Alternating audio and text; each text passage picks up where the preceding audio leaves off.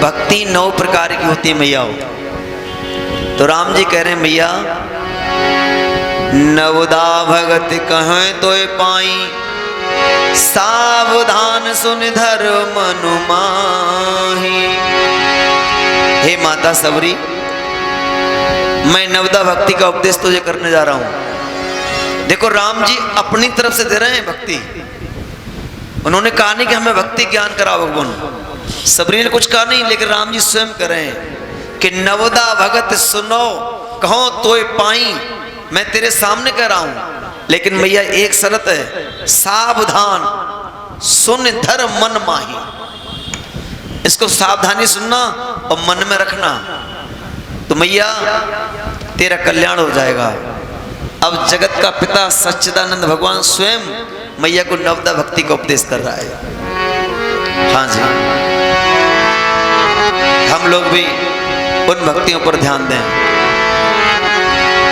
पहली भक्ति मैया क्या है? सबरी मैया बैठी है, भगवान सामने बैठे और कह रहे हैं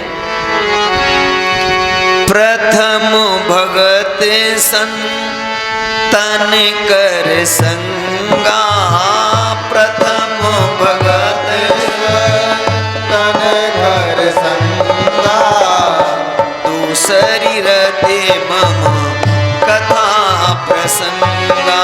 राम सिया राम सिया राम जय जय राम, राम सिया राम जय जय राम। पहली भक्ति में कोई शर्त नहीं है, प्रथम भगत संतन कर संगा। बड़े ध्यान से सुना आप लोग, संतों का संग करने के लिए कोई शर्त नहीं है। देखो महाराज, हमारे जो स्वामी गुल्लू महाराज जी हैं, जो आपके गांव के ही, आपके ही परिवार के, आपके घर में जन्म लेकर संत रूप में उन्होंने जो कुछ प्रयास किया, बाबा की सेवा की, आप सबने उनको अपना माना और उन्होंने कहां से कहां, लेकिन खुद नहीं कुछ चेंज किया, लेकिन भवन को चेंज कर दिया। बाबा जी का दरबार कितना महान बना दिया। उन्हें ये बात नहीं कि हमारा नाम हो, कि हमको कोई जाने। अगर ऐसा होता उनके अंदर तो चकाचक कपड़े पहनते, त्रिकुंड लगाते, बड़ी बड़ी जटा होती, बड़े बड़े कुर्ते होते अच्छे से अच्छे, बाबा जी बुलेट पर घूम रहे होते, कौन रोकता बाबा को? लेकिन नहीं, सिर्फ एक कमरा में निवास, जो नहा लिए तो नहा लिए, खा लिए तो खा लिया, नहीं कोई मतलब नहीं है। खुद की चमक नहीं, लेकिन बाबा के दरबार को चमकाया है। देखो ताजमहल को संसार दर्शन करने जा रहा है नरेश भाई, ताजमहल का सब दर्शन करने जाते हैं, आप लोग जाते हैं, लेकिन ताजमहल के ऊपर जो है सब हम उसको देखकर प्रसन्न होते हैं। लेकिन ताजमहल जिस नीम पर टिका है, उस पत्थर को कोई जानता नहीं है। ताजमहल नीम पर टिका है। ये भवन बनाया ना ब्रह्मदेव बाबा का, हम लोग देख टाइल्स बहुत अच्छे लगे, पेंट बहुत अच्छा हो रहा है, बाबा जी का मंदिर बहुत सुंदर है, मैया बैठी है, कन्हैया बैठे हैं, बहुत अच्छा कमरा है, कितना अच्छा गेट है, लेकिन ये जो सुंदरता ऊपर की है, ये किस पे टिकी है? जो नीचे ईंटें लगी हैं, और उनको कोई नहीं देखता है। तो बाबा गुल्लू महाराज जो है ना, वो इस भवन की नींव है, नींव। हाँ, नीम सुंदर नहीं होती है देखने में, क्योंकि वो तो धरती में है, पहले तो दिखती नहीं है। और अगर ईंट निकालोगे भी नीम देखना चाहोगे तो लिसी पुतरी निकलेगी, गंदी निकलेगी, लेकिन देखने भले ही वो लिसी पुतरी लग रही है, लेकिन ये सुंदरता जो ऊपर की है वो उसकी कारण है, उसके ऊपर टिकी है। हाँ महाराज, देखो शास्त्रों में वर्णन आता है कि जिस घर में एक संत हो जाए, जिस घर में एक साधु हो जाए ना, तो 21 पीढ़ी मां के पक्ष की, 21 पीढ़ी पिता के पक्ष की, यदि वो संत शादी संस्कार के बाद होता है तो 21 पीढ़ी पत्नी के पक्ष की। लेकिन बाबा जी तो बाल ब्रह्मचारी हैं, हाँ, ऐसा लिखा है शास्त्र में, जो साधु किसी घर में हो जाए तो 21 पीढ़ी पिता के कुल की, 21 पीढ़ी माँ के कुल की तार देता है महाराज। संत होना इतना आसान नहीं है। हम लोग कह सकते हैं लेकिन होने में बहुत कुछ लगता है। प्रथम भगत संतन कर संगा, इसमें कोई शर्त नहीं है, बस संतों का संग कर लो आप, और संग कर लोगे तो मंगलमय समय मिल जाएगा। लेकिन दूसरी, अब यहां से जो भक्ति चलेगी सब में शर्त लगेगी। एक गांव में एक मैया थी, उसके कोई बेटा बेटी नहीं था, संतान नहीं थी। तो मैया संतान के लिए अपने दरवाजे पर कोई भी साधु आवे, कोई पंडित जी आवे, बड़ा कायदा करे, भोजन करावे, जल पिलावे, दक्षिणा देवे, और सबसे हाथ जोड़कर पूछे कि हमारे पुत्र होगा कि नहीं होगा। कोई कुछ कह जाए, कोई कुछ कह जाए, लेकिन मैया आशा में सेवा करती रहती। एक दिन की बात, उस माँ के दरवाजे से नारद बाबा निकले, तो उस माँ ने प्रणाम किया, और प्रणाम करके नारद जी से कहा, बाबा जी जरा ठहरो। बाबा जी ठहर गए। बोलो बेटी क्या कह रही हो? बोले महाराज मेरा विवाह संस्कार हो गया है, आज 20 वर्ष हो गई, मेरे कोई संतान नहीं है। आप भगवान के प्रिय संत हैं, ऋषि हैं, मुनि हैं, भगवान के पास आते जाते रहते हैं। बोले अभी भी यूं ही जा रहा हूं। तो उस माँ ने हाथ जोड़कर कहा कि एक बार भगवान को पूछ के आना कि मेरे कोई संतान होगी कि नहीं होगी। नारद जी ने कहा ठीक है बेटी। नारद जी चले गए, भगवान के पास पहुंचे, भगवान से वार्तालाप हुआ। जब नारद जी चलना चाहते थे ना, तो याद आ गई उस माता की बात। अरे बोले प्रभु एक बात है। क्या है? बोले हम जब आ रहे थे आपके पास, तो पृथ्वी लोक में एक मैया है जिसके कोई संतान नहीं हुआ आज तक। तो उसने हमसे कहा कि आप भगवान के पास आते जाते रहते हैं, तो भगवान को पूछना मेरे संतान होगी अथवा नहीं होगी। तो मैंने कहा ठीक है, तो प्रभु आप उसके बारे में बतावें, उसको संतान मिलेगी कि नहीं मिलेगी। भगवान ने कहा बाबा नारद, उसके तो यहाँ एक जन्म की कौन कहे, उसके यहाँ तो 7 जन्म संतान नहीं है, कभी संतान नहीं। बाबा जी ने कहा जैसी प्रभु आपकी आज्ञा, आदेश, इच्छा। नारद जी लौट के आए, भ्रमण करते करते पुनः उसी नगर में आए, और उस माँ का संदेशा उसको बताया कि माँ तुझको बहुत धक्का लगेगा। बोले बाबा जी धक्का का नहीं लगेगा, बस बताओ आप भगवान ने क्या कहा है। बोले भगवान ने कहा है कि एक जन्म की कौन कहे, तेरे मस्तक की रेखा में तो 7 जन्म संतान नहीं है। मैया को कष्ट हुआ, लेकिन धैर्य धारण फिर भी करती है। बोले कोई बात नहीं है, जैसी भगवान की इच्छा है। धीरे धीरे समय आगे बढ़ा। एक दिन की बात, कोई संत भ्रमण करते गांव में आ गए, और ऐसे विलक्षण संत, अद्भुत संत, वो क्या कह रहे थे गांव गलियों में, कोई मैया 1 रोटी दे 1 बेटा ले, कोई मैया 2 रोटी दे 2 बेटा ले। इस तरह का वो अपना घोषणा कर रहे थे, वाणी बोलते जा रहे, चले जा रहे। जैसे माँ का दरवाजा आया, और बाबा ने कहा 1 रोटी दे 1 बेटा ले, 2 रोटी दे 2 बेटा ले। मैया पैरों में गिर गई। बोले महाराज मेरे घर आओ। और मैया ने आसन डाला, चरण धोए, चरणामृत लिया, और उस संत को इतना भाव से भोजन कराया कि मैया ने 6 रोटी खिला दी। और विचार किया कि भगवान की कृपा हो जाए, भले ही 1 हो जाए, लेकिन बाबा जो कह रहे हैं 1 रोटी ले 1 बेटा दे, 2 रोटी ले 2 बेटा दे, तो मैंने तो 6 खिला दी हैं। और भगवान की कृपा, धीरे धीरे समय बदला, और उस मैया के महाराज 6 पुत्र हुए। बोलो संत भगवान की जय हो। 6 रोटी 6 पुत्र। एक दिन नारद जी पुनः भ्रमण करते हुए आ गए। नारायण का नाम जपते हुए आ गए। उस मैया के घर में देखा। मैया ने देखा, रे बाबा जी आओ आओ, बड़ी कृपा करती, आओ बैठो, जरा जलपान करके जाओ स्वामी जी। बिठाया, पुनः चरण धोए, चरणामत लिया और बच्चों से कहे बाबा जी के दंडवत करो, आओ सब जल्दी मत्था टेको। सभी बच्चे आवे, मत्था टेके, बाबा आशीर्वाद दें। बोले बेटी ये किसके बेटा है? अब बोले महाराज आपके ही हैं, आपके ही हैं। आपके ही मतलब? महाराज मेरे पुत्र हैं। बोले ये सब 6 के 6 हो? बोले हाँ। नारद जी ने कहा कि भगवान वैकुंठ में बैठे, तो हमने उनसे पूछा था आपके बारे में, तो वो तो कह रहे थे 1 जन्म कौन का 7 जन्म संतान नहीं है, और 6 बेटा। नारद जी ने कहा खुद झूठ बोलते से बोलते हमको भी झूठो बनाते हैं। कह दिया कि जाओ कह देना 6-7 जन्म संतान नहीं है। और नारद जी को आया गुस्सा, भाई संत हैं, भगवान के संत गुस्सा भी करते हैं। बोले अब बेटी मैं सीधा पहले वैकुंठ जाऊंगा।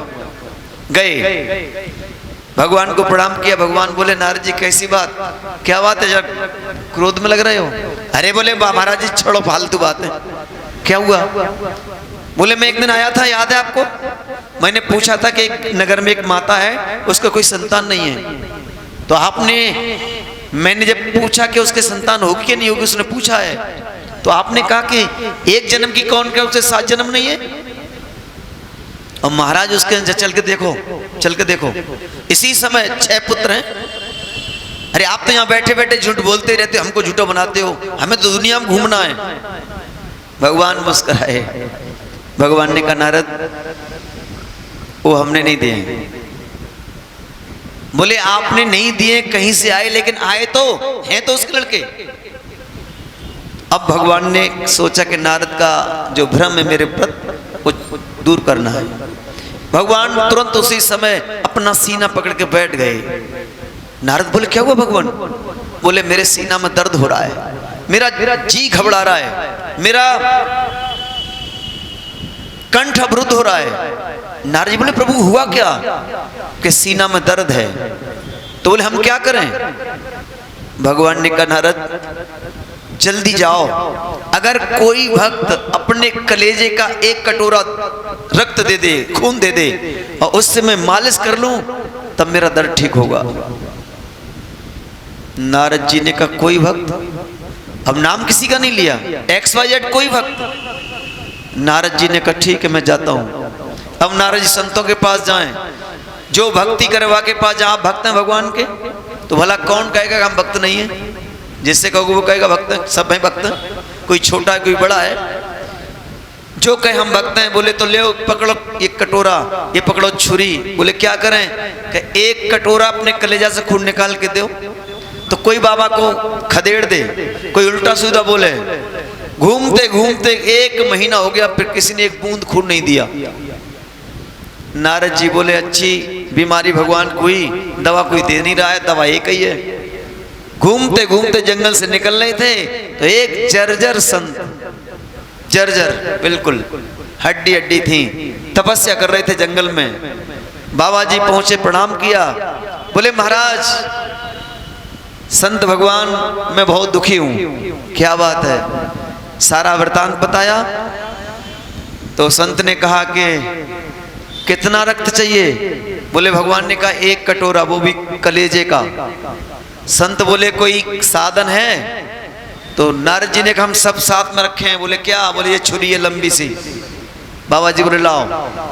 लिया बाबा जी ने छुरी, चाकू लिया और बोले बुलाओ पात्र, कटोरा लिया। और जैसे संत भगवान ने छुरी उठा के अपने हृदय में कलेजे मारना चाहिए, उसी क्षण भगवान ने हाथ पकड़ लिया। बोलो संत भगवान की जय हो। भगवान ने हाथ पकड़ा और नारद से कहा कि हे नारद, जो वो उस बहन पर 6 पुत्र हैं वो हमने नहीं दिए, वो इनकी देन है, इन्होंने दिए हैं। इसलिए भगवान कहते हैं माता सवरी प्रथम भगत संतन कर संगा, प्रथम भगत संतन कर संगा, दूसरी रते मम कथा प्रसंगा। राम सिया राम, सिया राम, जय जय राम जय जय राम। पहली भक्ति है संतों का संग। जिसको संतों का संग मिल जाए महाराज बड़ी कृपा हो जाए भगवान की। बिन हरि कृपा मिले नहीं संता। माता सबरी मेरी दूसरी भक्ति है। दूसरी रति, इसमें शर्त है। दूसरी रति मम कथा प्रसंगा। मेरी कथा जो सुने उसको मेरे में रति होनी चाहिए, तो फिर मेरी कथा कल्याण करती है, क्योंकि इसमें शर्त है। अब हर भक्ति में शर्त है। तीसरी भक्ति कौन सी मैया?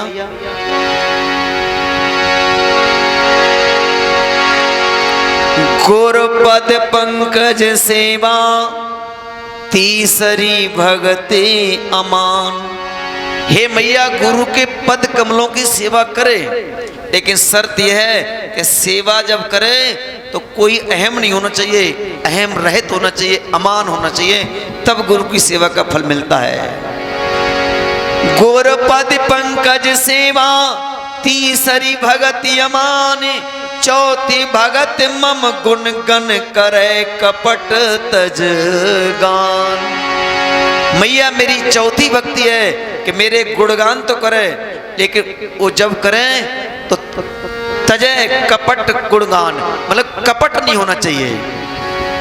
चौथी भगत मम गुण गण, लेकिन करे कपट तजगान, कपट नहीं होना चाहिए मेरी कीर्तन में। ये मेरी चौथी भक्ति है। और मैया पांचवी भक्ति है। मंत्र जाप मम दृढ़ विश्वासा, पंचम भगत सुवेद प्रकाशा।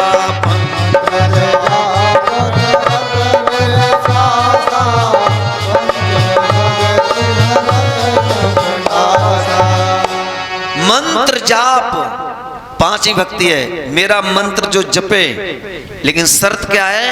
मंत्र जाप मम दृढ़ विश्वासा। अगर मेरे मंत्र जपे ना तो उसको मेरे मंत्र पर दृढ़ नहीं, विश्वास नहीं, दृढ़ विश्वास यानी मजबूत पक्का पूरा विश्वास रखेगा, तब फल मिलेगा। मैया मैया छठवीं भक्ति मेरी है। छठ दम सील बिरत बहु करे माँ। छठ दम सील बिरत बहु करे माँ। निरत निरंतर सज्जन धर्मा। राम सिया राम जय जय राम। राम सिया राम जय जय राम।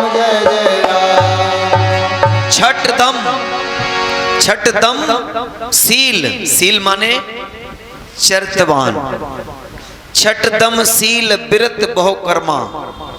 देखो हमारे सबके पास अगर कोई अनमोल वस्तु है जिसकी कोई कीमत नहीं है, अनमोल है, वो है चरित्र। इससे अनमोल कोई चीज नहीं है। जिसने अपने चरित्र को बचा लिया, जिसने अपने चरित्र पर भगवान की कृपा से बच गया, वो व्यक्ति पैंट शर्ट पहनकर, वो बहन मेरी सादा सैंपल कपड़े पहनकर भी पूजनीय है। वो पूजनीय, वो साधु है जिसका चरित्र महान है।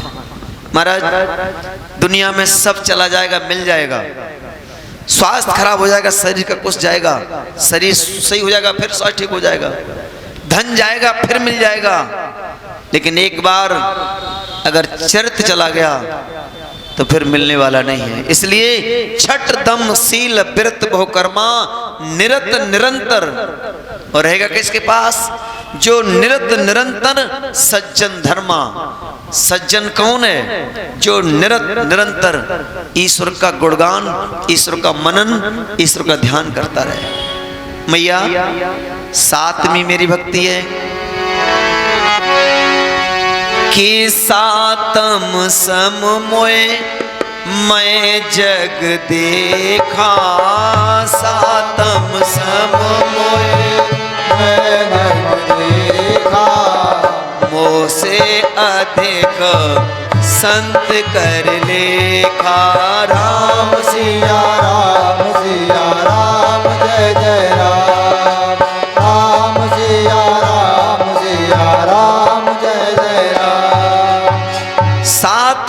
सम मोए मैं जग देखा, यानी मेरे अरूप सब में देखो। सिया राम मैं सब जग जानी, करो प्रणाम जोर जुग पानी।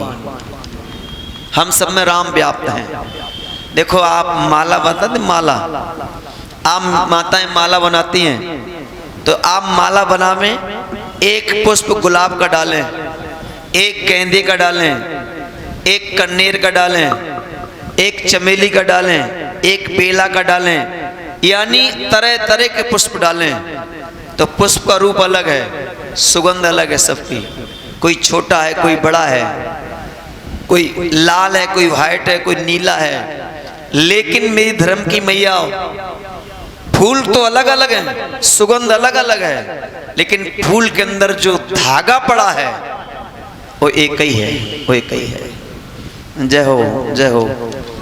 बोलो भक्त वत्सल भगवान की जय हो। श्री राम जय राम जय जय राम। बोलो श्री राम जय राम जय जय राम। बोलो श्री राम जय राम जय जय राम। बोलो श्री राम जय राम जय जय राम। बोलो श्री राम जय राम जय जय राम। बोलो श्री राम जय राम जय जय राम। बोलो श्री राम जय राम जय जय राम। ये हमारे बहन जी टावा से पधारी हैं और इनके सुपुत्र आए हैं, प्रशांत कुमार जी, रवि कुमार जी और अखिलेश कुमार जी। जय हो, आप सबका स्वागत है बाबा के दरबार में।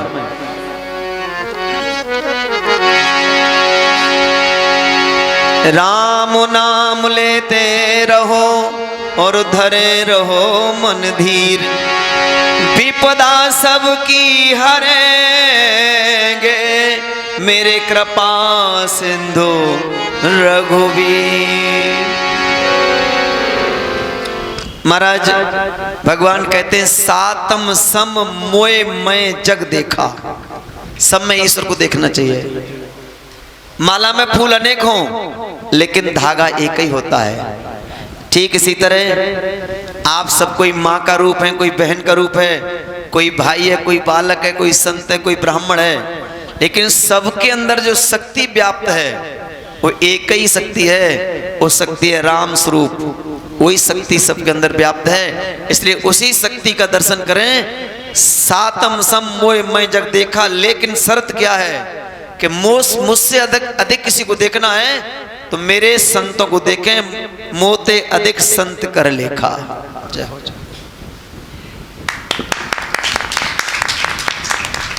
प्रसाद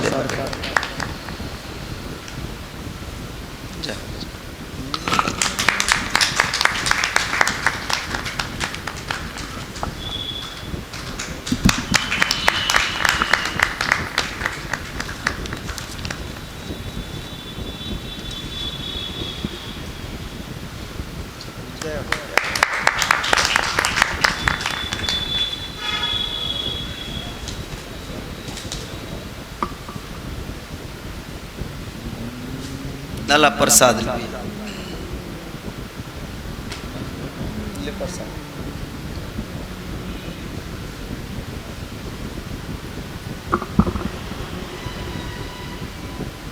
आप ले लो प्रसाद, प्रसाद ले लो। अरे ले लो, ले आओ प्रसाद, ले आओ।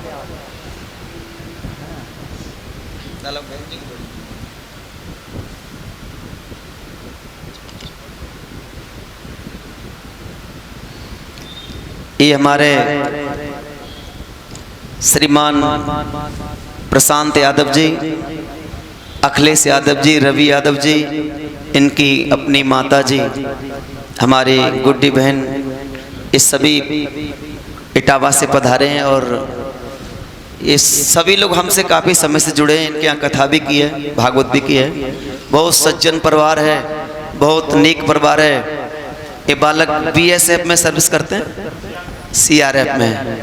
अभी छुट्टी पे आए थे, हमने उस दिन निवेदन किया तो बोले जरूर आएंगे महाराज, हमने का दर्शन दे जाओ। त्योहार पास है, इसलिए मैंने हर जगह फ़ोन नहीं किया है। नहीं, आप सबकी दुआ से, बाबा की कृपा से काफ़ी दूर से लोग आ सकते थे।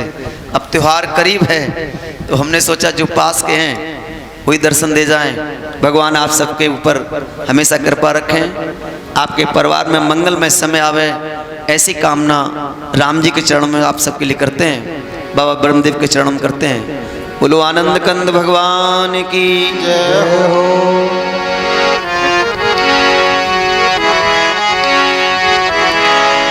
और तेरी बन जाएगी राम गुण गाए से, तेरी बन जाएगी राम गुण गाए से, तेरी बन जाएगी राम गुण गाए से, तेरी बन जाएगी। तेरी बन जाएगी और मेरी बन जाएगी, तेरी बन जाएगी हाँ मेरी बन जाएगी, तेरी बन जाएगी हाँ मेरी बन जाएगी, तेरी बन जाएगी हाँ मेरी बन जाएगी। हम सबकी बन जाएगी प्रभु के गुण गाए से, तेरी बन जाएगी राम गुण गाए से, तेरी बन जाएगी राम गुण गाए से, तेरी बन जाएगी राम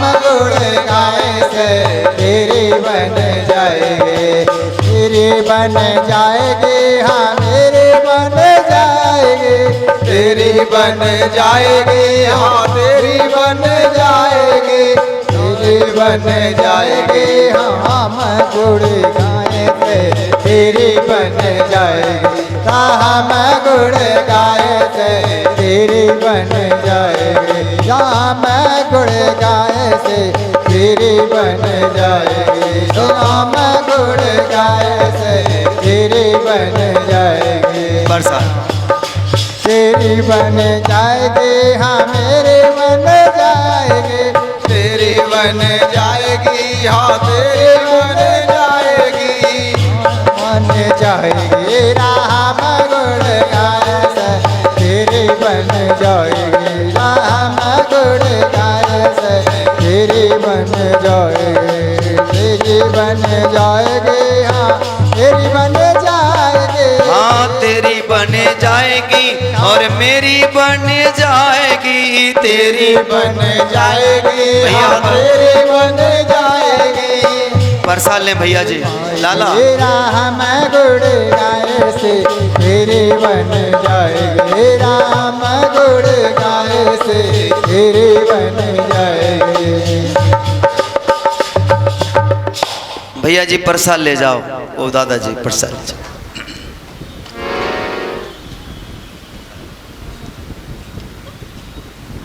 क्या नाम बेटा आपका? अच्छा पापा जी, पापा जी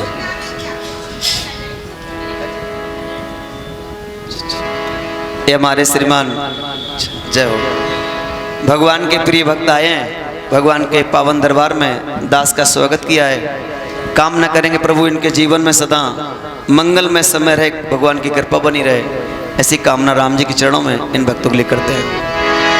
तेरी बन जाएगी राम गुण गाए से, तेरी बन जाएगी राम गुण गाए से, तेरी बन जाएगी, तेरी बन जाएगी हाँ मेरी बन जाएगी, तेरी बन जाएगी हाँ मेरी बन जाएगी, तेरी बन जाएगी हो मेरी बन जाएगी, तेरी बन जाएगी हाँ मेरी बन जाएगी। हम सब की बन जाएगी प्रभु के गुण गाए से, तेरी बन जाएगी राम गुण गाए से, तेरी बन जाएगी राम गुण गाए से, तेरी बन जाएगी राम गुण गाए से, तेरी बन जाएगी। बाली की बन गई सुग्रीव की बन गई, बाली की बन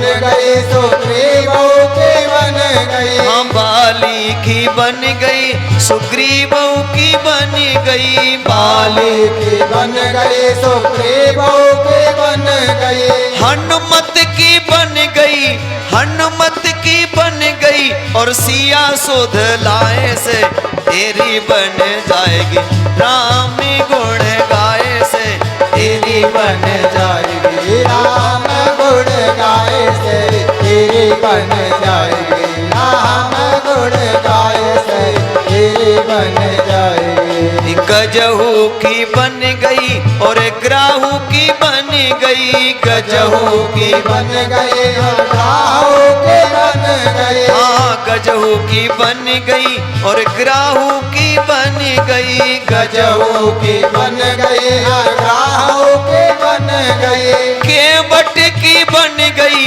केवट की बन गई, हाँ नाव के चलाए से तेरी बन जाएगी, राम गुण गाए से तेरी बन जाएगी, राम गुण गाए से तेरी बन जाएगी, राम गुण गाए से तेरी बन जाएगी।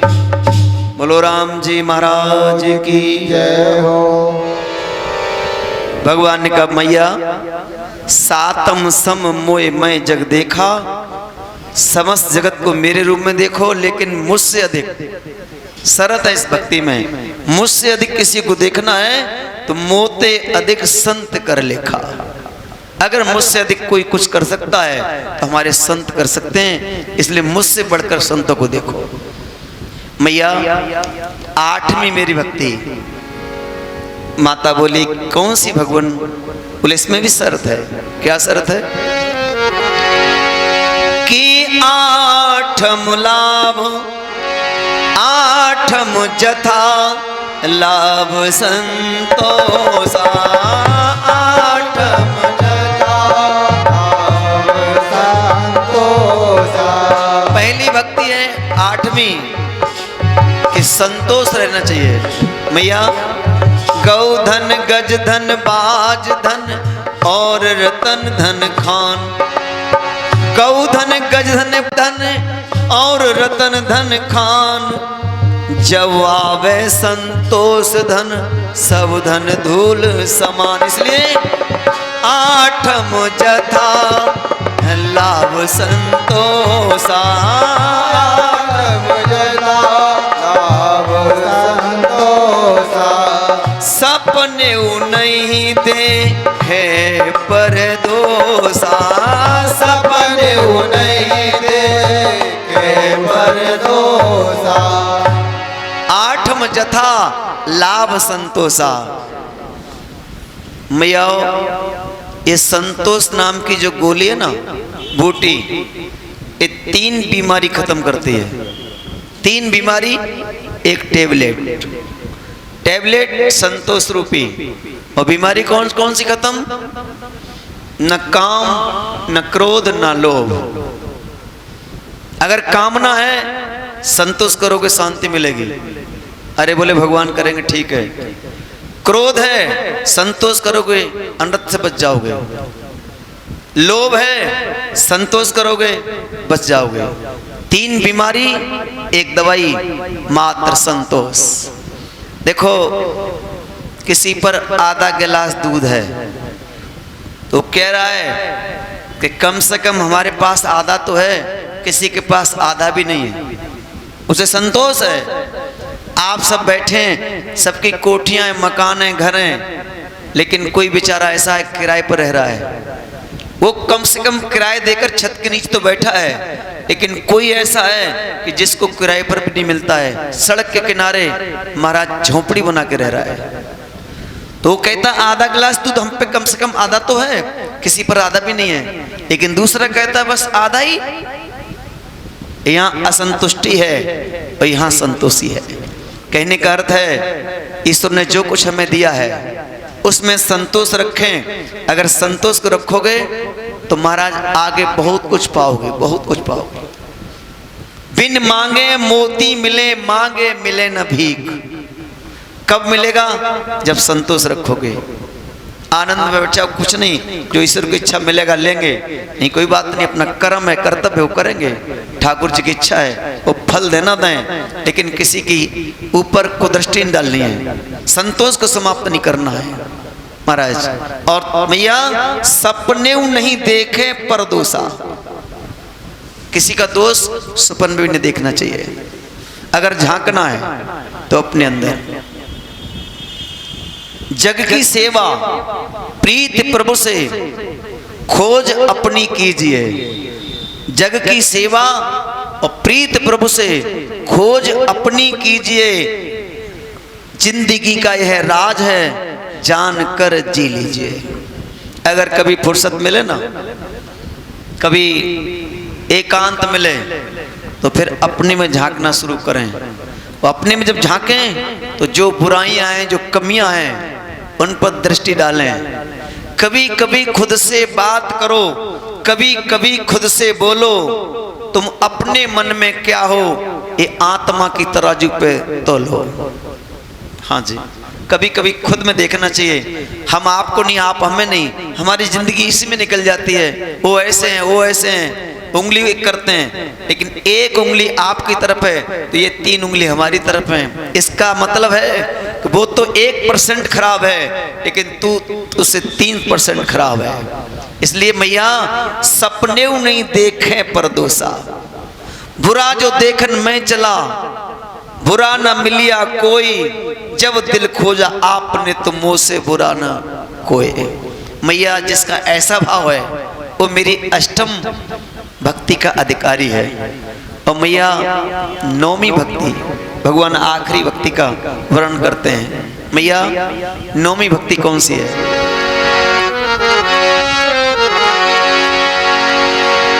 नमम सरल सब सन छल हीना, मम भरोस ही हर सन दीना। मैया नवम सरल सब सन छल हीना, मतलब नौवीं भक्ति मेरी वो है मैया सरलता, जिसके अंदर सरलता है, जो जैसा है वैसा मेरे पास आ जाए। सब छलहीना, कोई छल न हो, सबका हनन करके मेरे पास आए। मम भरोस ही हर सन दीना। मैया अगर ऐसा कोई भक्त मेरे पास आता है तो मेरी हर संपदा का, मेरी नाम का और मेरी हर वस्तु का वो अधिकारी होता है। कौन? जो सरल है। क्योंकि मैया मेरा नियम है, भगवान कहते हैं कि निर्मल मन जन सो मोहे पावा। निर्मल मन जन सो मोहि पावा। मोहे कपट छल क्षेत्र न भावा। मोहे कपट छल क्षेत्र न भावा। मैया निर्मल मन जन सो मोहे पावा। जिसका मन निर्मल है, सरल है, वो मुझे पा सकता है। देखो मैंने एक दिन निवेदन किया था, सबसे कठिन काम क्या है? सबसे कठिन काम है मेरी धर्म की मैयाओ, मेरे भैयाओ, सबसे कठिन काम है सरल होना। सरल होना, जो सरल है ना, सरल का मतलब जैसे का तैसा। आप लिखेंगे सरल तो ना कोई डंडा, ना कोई मात्रा, ना ऊपर ना नीचे, वैसा का वैसा। तो भगवान कहते हैं जो मेरा भेजा हुआ साधक है, अगर उसी तरीके के मेरे पास आ जाए तो मेरा है और मैं उसका हूं। नवम सरल सब छल सब सन छल हीना, वो मेरा है।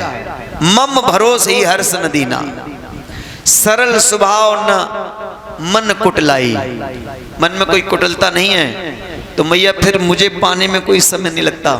एक पल में मेरी प्राप्ति हो जाती है उस भक्त को।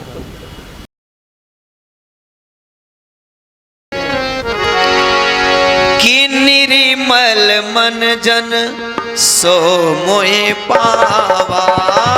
निर्मल मन जन सो मोहि पावा। मोहे कपट छल क्षेत्र न भावा। मोहे कपट छल क्षेत्र न भावा। मैया निर्मल मन जन सो मोहे पावा। जिसका मन निर्मल है, सरल है, वो मुझे पा सकता है। देखो, मैंने एक दिन निवेदन किया था, सबसे कठिन काम क्या है? सबसे कठिन काम है मेरी धर्म की मैयाओ, मेरे भैयाओ, सबसे कठिन काम है सरल होना। सरल होना, जो सरल है ना, सरल का मतलब जैसे का तैसा। आप लिखेंगे सरल तो ना कोई डंडा, ना कोई मात्रा, ना ऊपर ना नीचे, वैसा का वैसा। तो भगवान कहते हैं जो मेरा भेजा हुआ साधक है, अगर उसी तरीका के मेरे पास आ जाए तो मेरा है और मैं उसका हूं। नवम सरल सब छल, सब सन छल हीना, वो मेरा है। मम भरोस ही हर्ष नदीना, सरल स्वभाव न मन कुटलाई। मन में कोई कुटिलता नहीं है तो मैया फिर मुझे पाने में कोई समय नहीं लगता, एक पल में मेरी प्राप्ति हो जाती है उस भक्त को। एक लड़का था एक गांव में, मैया बस एक ही काम था उसका, खाता बहुत था, खावे और वहीं लुढ़क जावे, खाना और सोना दो काम, तीसरा कोई काम नहीं। घर वाले तंग आ गए, किसका कोई काम ही नहीं, खाता है और सो जाता है। अब जो खाए और सोए तो उसके लिए घर वाले तंग आ गए। तो मैया उस लड़के से कहा एक दिन कि चल तू यहां से निकल जा, जा भाग यहां से। अब बेचारा सीधा साधा सरल घर से निकल गया। काफी समय हो गया, इधर जाए उधर जाए, खुराक ज्यादा थी लेकिन कहीं हिसाब न बने। तो एक संत का बड़ा आश्रम, मोटे मोटे संत भगवान बैठे, तो उसने सोचा यहाँ सब ठीक चलता होगा, इनकी सूरत बता रही है, इनकी हेल्थ बता रही है कि खाए पी हैं। तो बोला गुरुजी हम आपके आश्रम पर रह सकते हैं? अरे बिल्कुल रहो, क्या है, रहो, प्रेम से रहो। तो बोले महाराज भोजन पंगत होती है आश्रम पे? हाँ बिल्कुल होती, दोनों टाइम होती है, टाइम से होती है। तो बोले महाराज हम एक पंगत में तो नहीं पेट भर पाएंगे, तो दोबारा मिलेगा? अरे बोले दो दो में नहीं, तीन तीन पेट खाना, क्यों परेशान है, कोई चिंता नहीं है। अच्छा अच्छा अच्छा महाराज फिर हम रह लेते हैं, रह ले। अब वो रहने लगा, तो दो पंगत में बैठे, तीन में बैठे, खाए पिए मस्त रहे, कोई टेंशन नहीं। लेकिन महाराज कुछ ना कुछ परेशानी हर जगह आ जाती है, कुछ ना कुछ आ जाती है। वहां एक दिन एकादशी आ गई, मंदिर में सब रसोई ठंडी पड़ी, चूल्हे में आग नहीं, सब संत भजन में लगे। उसने देखा कि आज तो कोई खटपट नहीं हो रही है, कोई चूल्हे में आग नहीं है, कोई कुछ नहीं, मामला क्या बात है? तो बोला गुरुजी आज क्या बात है, जो भंडारे में कोई आगी वागी नहीं जल रही है, खटपट नहीं, कोई सब्जी, कोई आटा नहीं मार रहा, क्या हो रहा आज? अरे हाँ हाँ हम बताना भूल गए थे तुझको। बोले क्या? बोले आज एकादशी है। एकादशी? बोले हाँ। बोले एकादशी को भोजन नहीं मिलता, सब व्रत रहते हैं, आपको भी रहना पड़ेगा, आश्रम का नियम है। ये बोला गुरुजी अगर हमको एकादशी रखोगे तो हम द्वादशी तो देख ही नहीं पाएंगे। गुरुजी ने कहा इतना भूख का तू चेला है अन्न का जो एकादशी नहीं रह सकता? बोले नहीं महाराज जी हमारे बस का रोग नहीं है, कोई इंतजाम करो। गुरुजी बोले भाई खाना तो नहीं चाहिए, वैसे खाना नहीं चाहिए, लेकिन तू नहीं मान रहा है तो सुन खुद बना लेगा। ये बोला महाराज मरता वो क्या नहीं करता, बना लेंगे हम।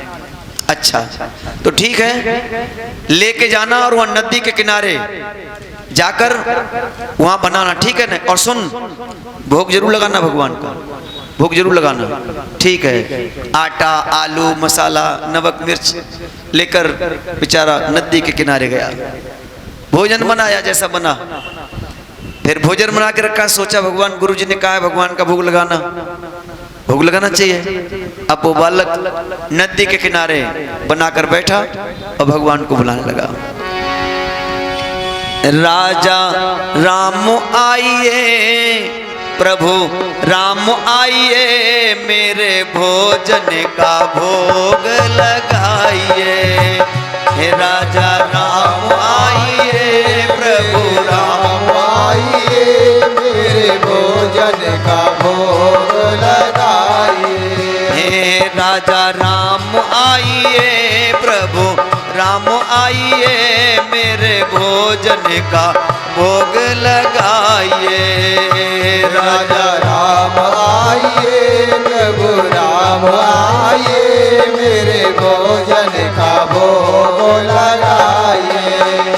जैसे उसने मन से भगवान को बुलाया, बोले प्रभु आ जाओ, भूख लग रही है, आप मंदिर के चक्कर मर रहे ना, वहां तो एकादशी है, वहां कुछ नहीं मिलेगा, जो कुछ है यही है, खाना है तो आ जाओ।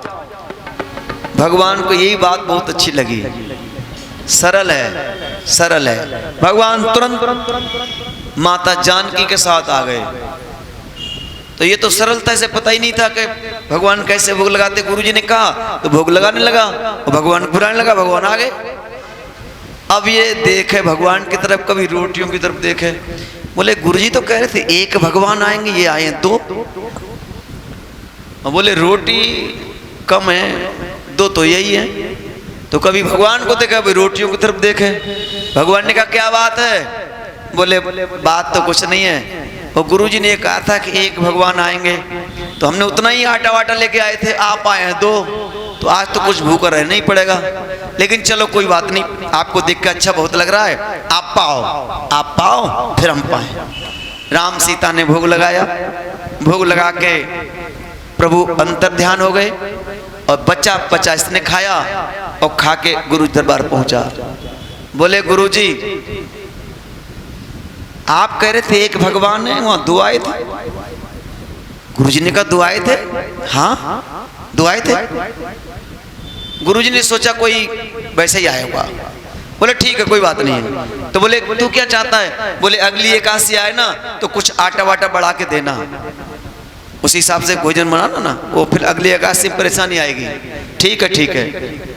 अगली एकादशी आई, बोले कुछ इसका सामान बढ़ा दो, तो आटा 1 सेर का 1.5 सेर कर दिया गया, आलू बढ़ा दिया गया, सारा सामान बढ़ाया।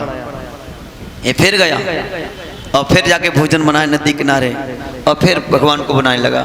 बोले दो आते हैं। फिर बोला प्रभु राम आइए सीता राम आइए मेरे भोजन का भोग लगाइए। प्रभु राम आइए सीता राम आइए मेरे भोजन का भोग लगाइए। जैसे सीताराम का नाम लिया तो भगवान आज सीताराम और लखन साथ में आए।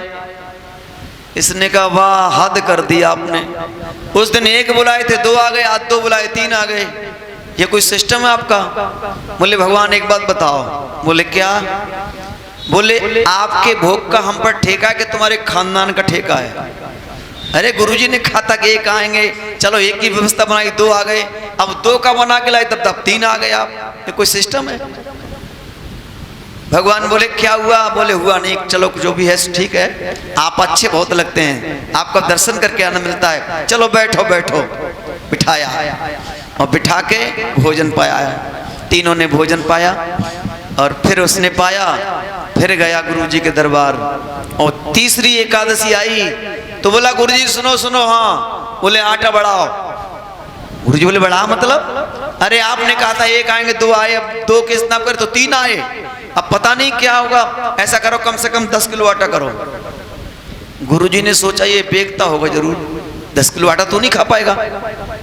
देखो ये सरलता का फल है, ये सरल भक्ति है। सरल था बेचारा, कुछ जानता नहीं था, गुरु जो कह रहे वो कर रहा है। गुरुजी ने कहा अच्छा अच्छा बढ़ा दो, दे दो, इसको दे दिया।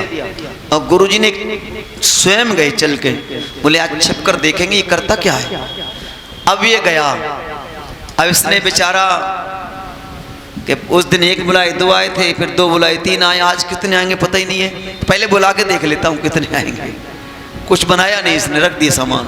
अब बोला प्रभु राम आइए सीता राम आइए मेरे भोजन का भोग लगाइए। प्रभु राम आइए, सीताराम आइए, मेरे भोजन का भोग लगाइए। हे प्रभु राम आइए, सीता राम आइए, लखन राम आइए, मेरे भोजन का भोग लगाइए। प्रभु राम आइए, सीता राम आइए, लखन राम आइए, मेरे भोजन का भोग लगाइए। जो भाव से पुकारा, आज तो भगवान ने अपने से पूरे परकर के साथ भरत शत्रुघ्न हनुमान जी राम सीता लखन पूरी मंडली आ गई। ये बोला ठीक रहा, जे लो, हद कर दी भाई। भगवान मुस्कुरा रहे। भगवान बोले क्या हुआ? अरे बोले हुआ जो हुआ वो ठीक हुआ भाई, कोई सिस्टम नहीं आपका। पहले एक बुलाए, दो आए, दो बुलाए, तीन आए, आज तो हद ही कर दी। आप आए सो आए, एक बंदर को संग में लाए। हनुमान जी देखे कौन है? बोले भगवान बोले अब क्या दे रही है भोग में? बोले काय का भोग? हमने कुछ नहीं बनाया है। भगवान बोले फिर? अरे बोले सामान रखा है, बनाओ खाओ। कोई सिस्टम है? एक आदमी 10-10 का कैसे बनाएगा? ये रखा सामान, आलू रखे, आटा रखा है, इरकी मिर्च डालो बनाओ। अब राम जी खुश हो गए। राम जी बोले भरत जी से, भरतलाल आप तो पोषण करने वाले हैं, करो तैयारी। अब भरत जी ने आलू छीले। ये कथा है, ये भगवान की भक्ति है। कौन सी? नवम सरल, सरलता है। मैया जानकी स्वयं अपने कर कमलों से उस भक्ति के सामने आटा गूंथ रही हैं। लक्ष्मणी लकड़ी ला रहे हैं, हनुमान जी पानी भर रहे हैं, शत्रुघ्न मैया के साथ सहयोग कर रहे हैं। समस्त भगवान की पूरा परकर राम दरबार पूरा भोग बना रहा है, ये बैठा बैठा देख रहा है। बोले आज ठीक है। जब बन गया भोग तो इसने पहले भगवान को बिठाया। बोले प्रभु और है सो है, लेकिन अच्छे बहुत लग रहे हैं आप, सब लोग अच्छे बहुत लग रहे हैं। खिलाया। अब गुरु जी देख रहे हैं, लेकिन गुरु जी कोई नहीं दिख रहा, ये बातें करते देख रहा है। बातें जो कर रहा है वो सुन रहे हैं गुरु जी, लेकिन गुरु जी को दर्शन किसी का होना, ये सबको देख रहा है। खाया, फिर इसने खाया। जैसे ही लौटा गुरु जी ने कहा तो किससे बोल रहा था? अरे बोले गुरुदेव किससे बोल रहा हूँ? ये राम जी बैठे, मैया बैठी हैं, ये देखो लखन भैया, वो शत्रुघ्न, भरत जी महाराज, हनुमान जी महाराज, सबसे बोल रहा हूँ। गुरु जी बोले बेटा मुझे तो नहीं दिख रहा है। अरे क्यों नहीं दिख रहा है? तुरंत आया राम जी के पास। बोले भगवान ऐसा क्यों हो रहा है? हमारे गुरु जी को नहीं आप दिख रहे, हमें दिख रहे हैं, ऐसा क्यों हो रहा है? तो राम जी ने कहा बालक, तेरे गुरु जी को हम नहीं दिखेंगे। क्यों? क्योंकि तेरे गुरु जी गुरु तो हैं तेरे, लेकिन उनके अंदर सरलता नहीं है, उनके अंदर मेरी प्राप्ति की भाव नहीं है, लेकिन तेरे अंदर जो है ना, इसी कारण मैं दिखता हूं। उसने कहा गुरु महाराज श्री, मेरे गुरु जी की कृपा से आप मुझे मिले, मेरा सौभाग्य मेरे गुरु की कृपा से आप मिले, तो मेरी आपसे विनती है, मेरे गुरु जी भले ही सरल नहीं है, लेकिन आप एक बार मेरे गुरु जी को दर्शन दे दो। जब इतनी विनती गई तो उस सरलता के कारण आज सदगुरु को भगवान के परकर का दर्शन हुआ। उन गुरु जी ने उस भक्त को हृदय से लगा लिया। मेरे बेटा, मेरे लाल, तेरी सरलता के कारण आज मुझे भी भगवान का दर्शन हो गया। बोलो भक्त वत्सल भगवान की जय हो। तो मैया नवम सरल सब सन छलहीना, मम भरोसे हर्ष न दीना।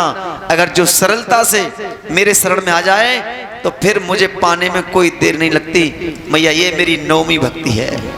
और माता मेरे यहाँ एक चीज और नहीं है। क्या? जाति पाति कुल धर्म बढ़ाई, जाति पाति कुल धर्म बढ़ाई, धन बल पर जन गुण चतुराई, धन बल पर जन गुण चतुराई, जाति पाति कुल धर्म बढ़ाई।